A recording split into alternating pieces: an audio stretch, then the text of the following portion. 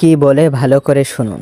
ইনশাআল্লাহ আগামী দিনে দেশ পরিচালনার দায়িত্বে যারা আসবে, আমরা সকলে নবী করিম সাল্লাল্লাহু আলাইহি সাল্লামের যে ন্যায়পরায়ণতা, সেই ন্যায়পরায়ণতার আলোকে আমরা দেশ পরিচালনার সর্বোচ্চ চেষ্টা করব।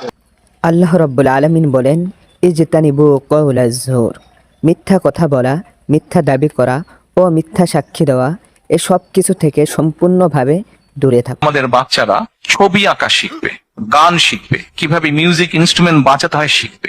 সরকার ব্যবস্থা করবে, এডুকেশন ডিপার্টমেন্ট থেকে ব্যবস্থা করবে কয়েক ধরনের মিউজিক ইকুইপমেন্ট, গান শেখার ব্যবস্থা করবে।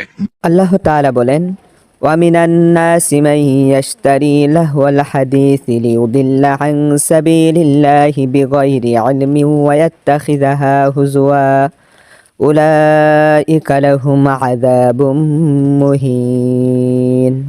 কিছু মানুষ আছে যারা গান বাজনা ও অর্থহীন কথা দিয়ে সময় কাটায়, যাতে মানুষকে আল্লাহর পথ থেকে দূরে সরিয়ে রাখা যায়।